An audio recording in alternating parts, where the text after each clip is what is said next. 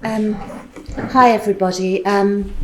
As this, we're over nearly an hour late now, we've decided to not show the whole hour-long film that we planned to show.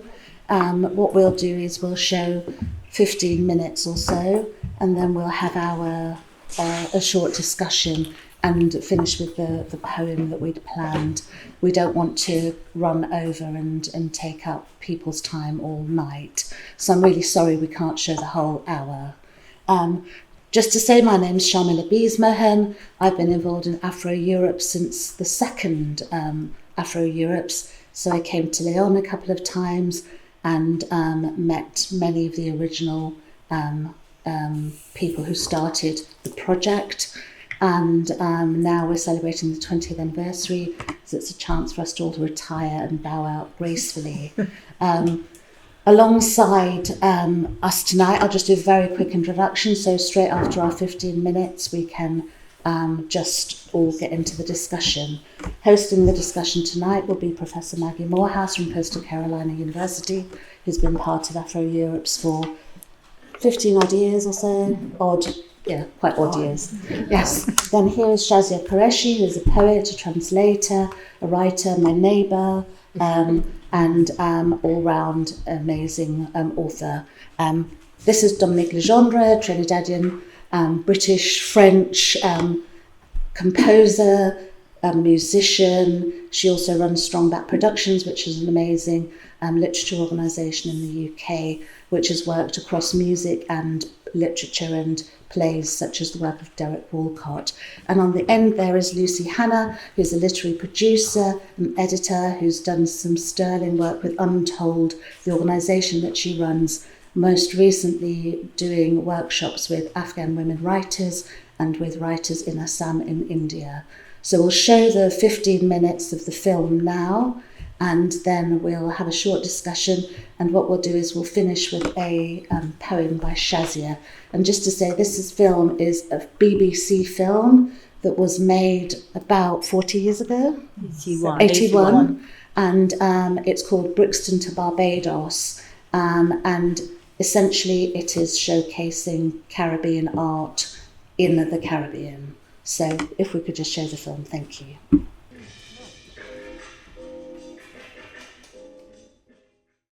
I'd like to ask a couple of questions and talk to our panelists here. And it's Lucy that's been engaged with this whole your local arena, my local arena, everybody's local arena. If you could tell us that, this is now a historical document, right? So we were saying earlier, was it anthropology, was it sociology? Because it's been recorded and it's shown to the public. This is a historic document and it's from 1981.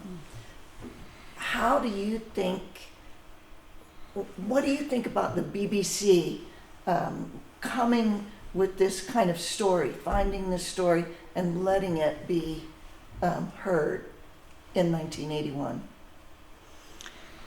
Well, this is a joint, first of all, I should just say this is a joint project between Sharmila, myself, yes. and Anthony Wall, who edited Arena for many, many years. And just to give a little bit of context, it's a sort of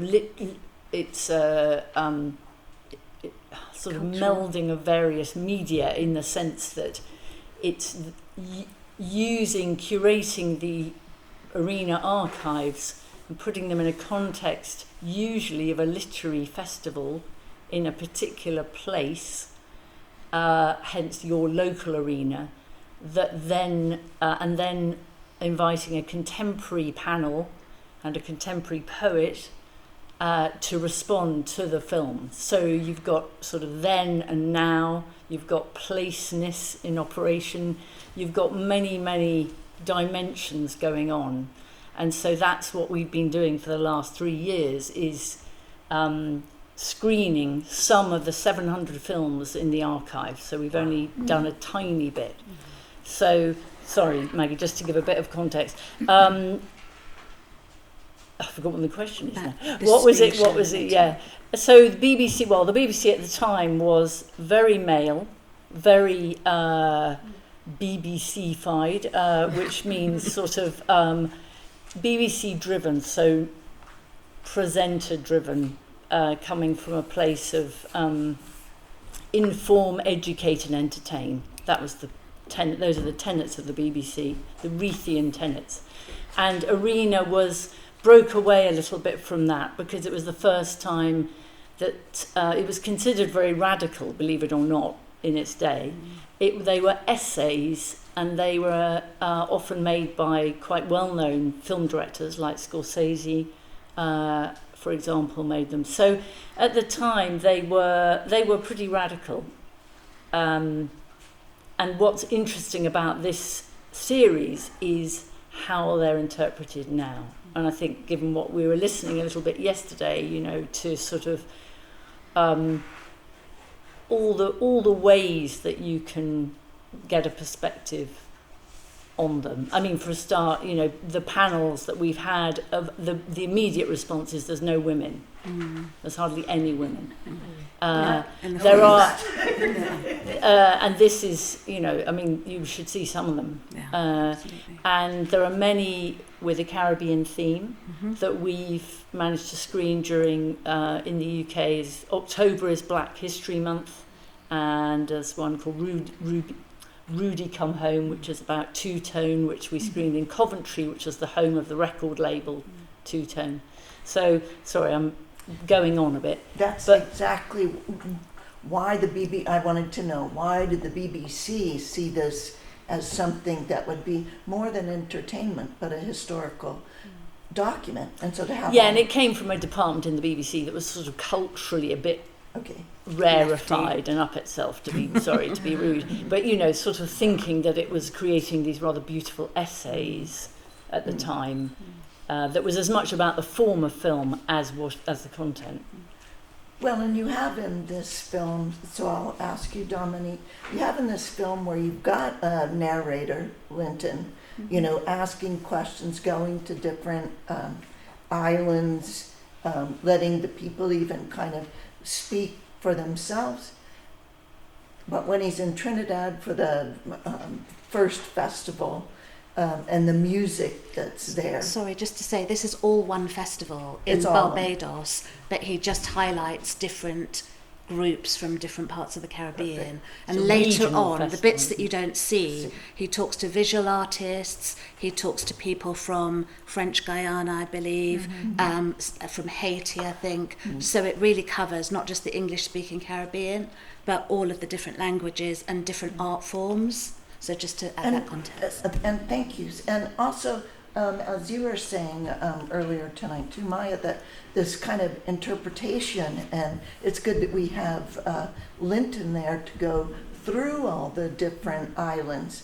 I wonder, from your experiences in music and composition and all the work that you're doing in the archives right now in London, but your experiences in Trinidad and other Caribbean islands, how did you find the musical interpretation of the time that we're seeing Rhapso when it first starts, right? But there had always been kind of these kind of influences and cross-cultural kind of influences too. So the Rhapso is really interesting because, like Calypso, it's like Calypso through all of its permutations. It's another permutation of social commentary. So by the time Rhapso comes along, Rhapso really is sort of taking the point of view of the ordinary, the man in the street, the poor person, whereas Calypso was so focused on satire, political satire, and picong, and double entendre. So you can get all of the, you can do all the rudeness. You can talk about women and relationships between men and women in a very salacious way that will have everybody.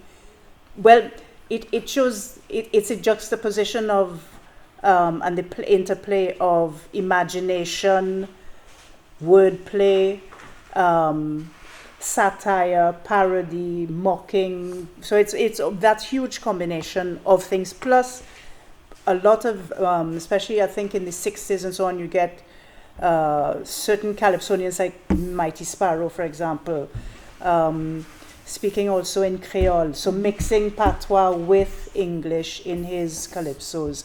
And when we get to Rapso is pure rhythm.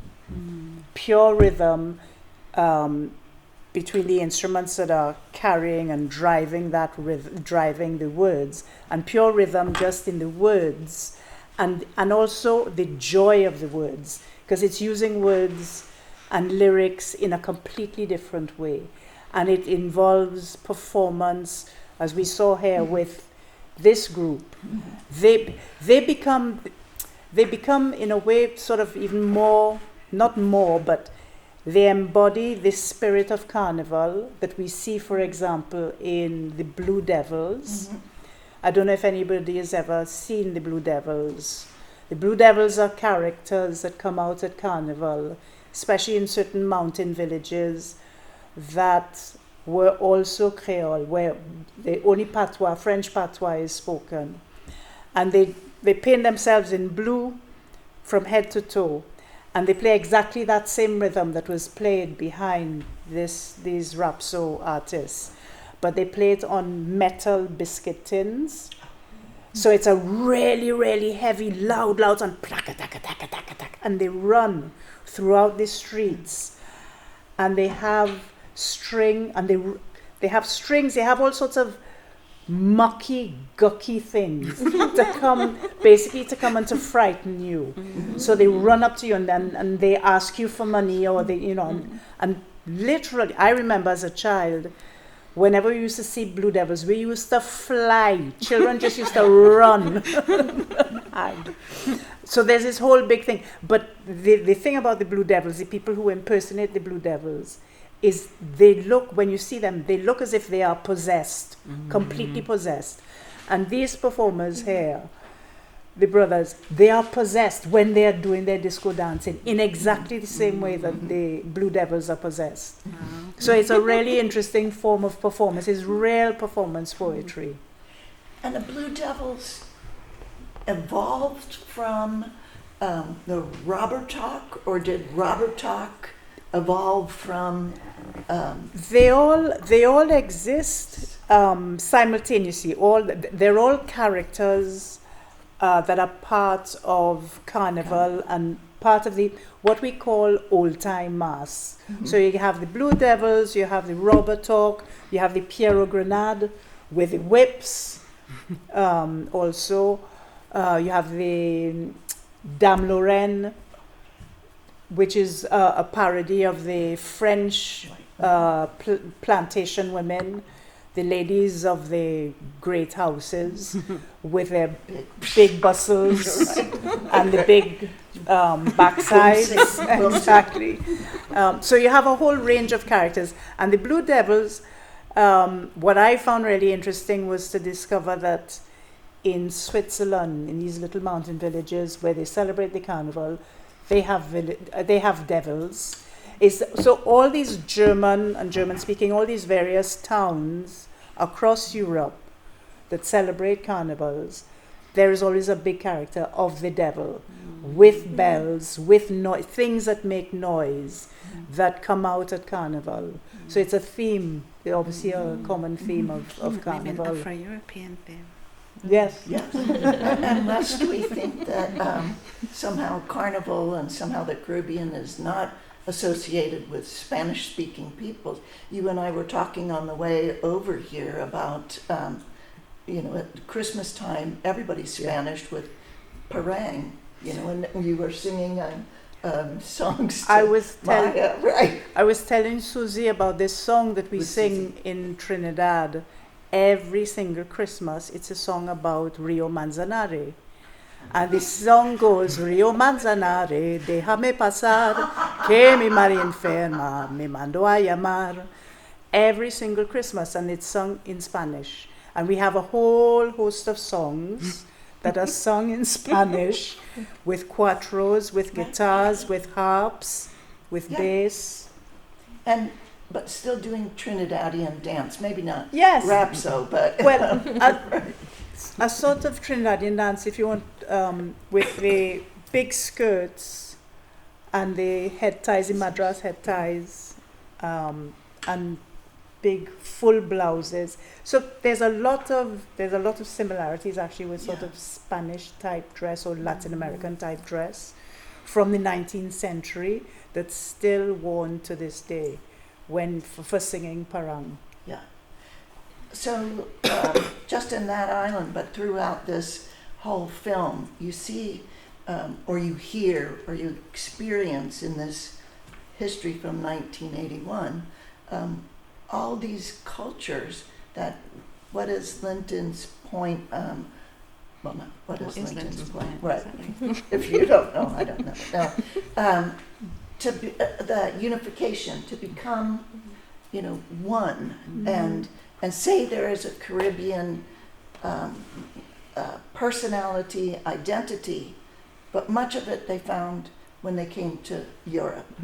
And that's kind of the continuity with, the Afroeuropes and what, many of us have been working on with, in an academic setting. But it's really the cultural bedrock of, that we'll see these different performances and then understand the connections, if you will. So Afro-Europe's continues on. And I'd like the poetry. Can I just say something? Please. Just to carry on your thought there, often people like John LaRose, who was the Trinidadian activist, publisher, poet based in London, he would say that people became Caribbean in the UK when they met all the different islands. People would meet there.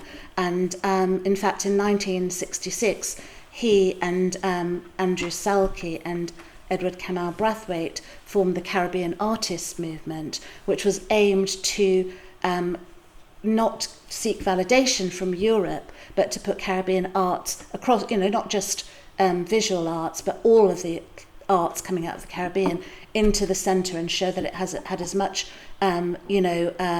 integrity and validation as art from Europe, which was seen as the marker.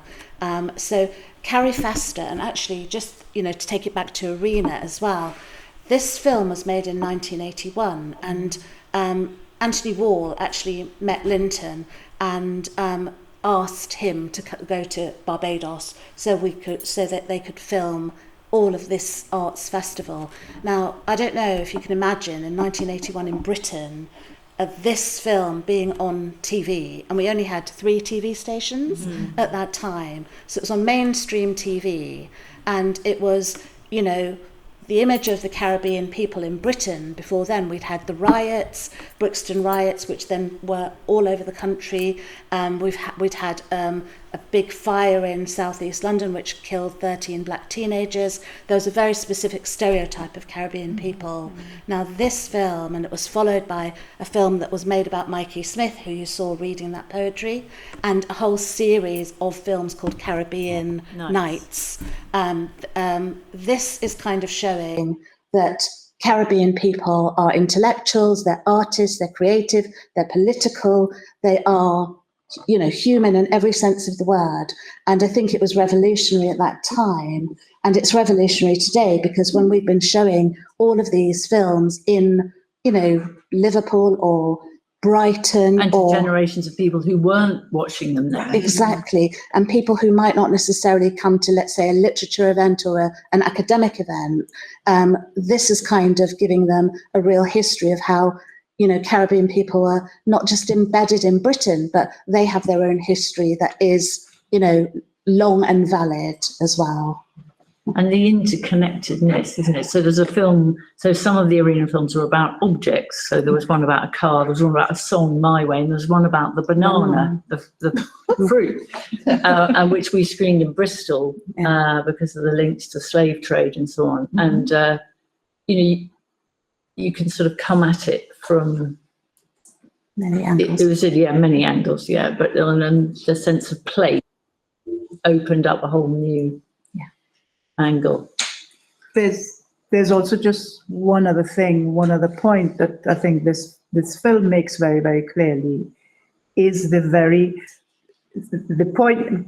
Linton makes a point in the film where he says the UK brought the islands of the Caribbean even closer. The film shows the islands of the Caribbean across languages, all linked to their former colonial colonizers, and they represent what they maintain is a history of those colonizers that has disappeared from those lands, and it's there. It runs through the culture, so it forms a complete thread in the culture, and it creates that unbroken link. I agree. I'd love to hear your. So, just to say, Shazia was asked to watch the film and to write a poem inspired by the film, and we've been doing that with every film we've shown to bring in a different perspective. And maybe you'd like to talk a little bit about your impressions before you read. Yes, absolutely. Yes, so it was very interesting for me to respond to this film. Also, what's very interesting is the connectedness. So I just happened to live down the street from Sharmila and Linton. I think, is that how we met? But I knew of you. We met when I was working at the magazine. That's right. That's right. And actually, I've got a friend, Sue Herod, who's English, and she lives in Cuba. She's a musician and a composer. And I remember her talking about a Caribbean composer called Dominique. And so I spoke to her and I said, is this the same? And it is the same, Dominique. You know her very well from living in Brixton. Yes. So one thing that was really interesting for me was, this talk about, the Caribbean, the connectedness and Caribbean culture and identity. This is something that I thought about a lot. And as someone I was born in Pakistan. I lived there till I was 10. My family then immigrated to Canada. And before coming to live in London, I lived in Spain, actually, in Madrid, for several years. And so I feel, in terms of when I think of culture and identity, I think for myself, I think of cultures and identities that I feel I hold, so not Brixton to Barbados, but Karachi to Toronto to Madrid to Brixton has been my journey. And all those places feel, I feel very changed, and they're very much a part of me. And so I was also thinking, and I'm also a linguist, not professionally, but I speak Spanish and French as well as English. And Urdu was actually my mother tongue. It was the first language I spoke. But because at the time in the 70s, when I lived in Pakistan, the colonial, I liked how Linton referred to it as colonial input. Well, the British colonial input was very strong in the 70s. And so the school I went to, Karachi Grammar School, was in English. And so we spoke English in the house. And so English became what I thought was my mother tongue. And I've lost Urdu, but I speak also French and Spanish. I mean, I speak some Urdu, also some German and some Italian.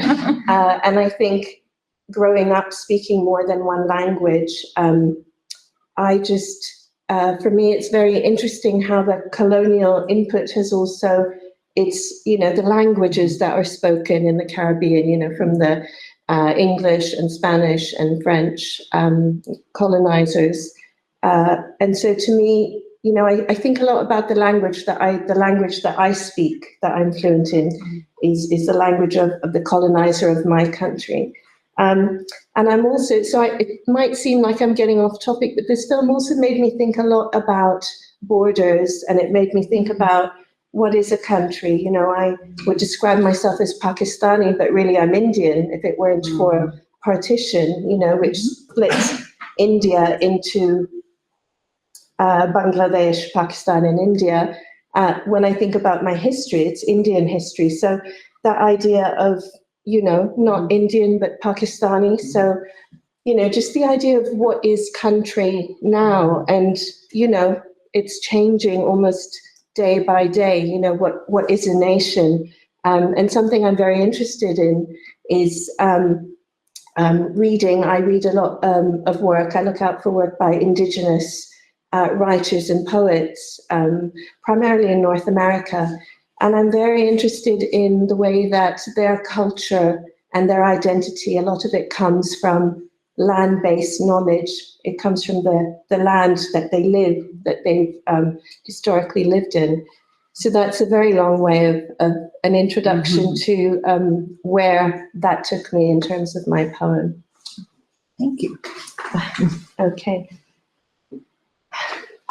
And I did start translating this into Spanish, but it's very difficult to translate out of your language into another language.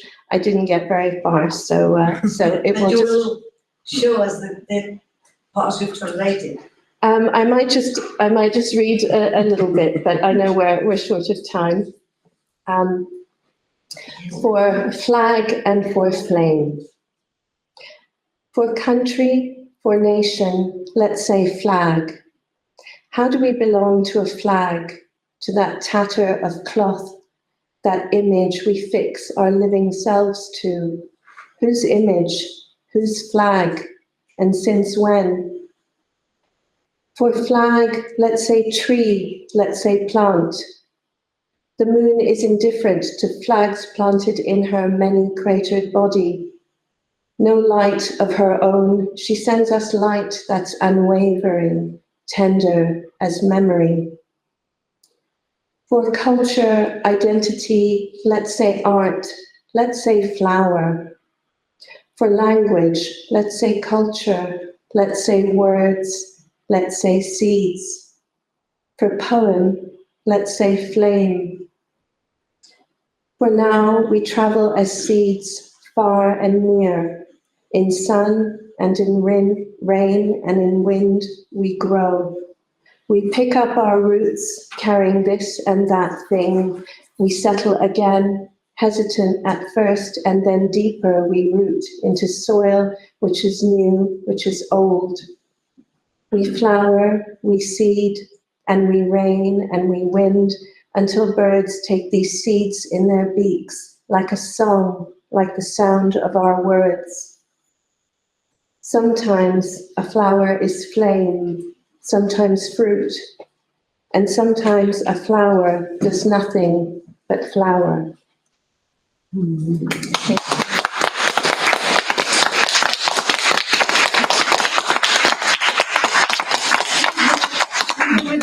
Please. I want to open my front from Turkey, so I missed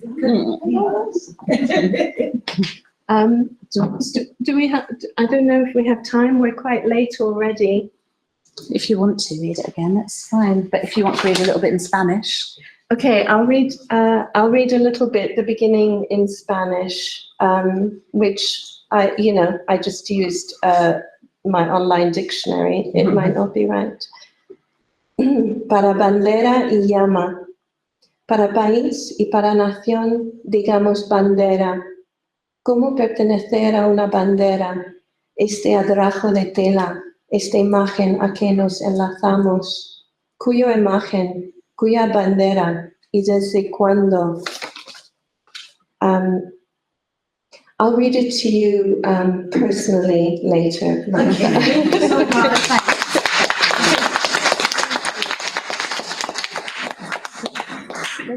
So, are we finished?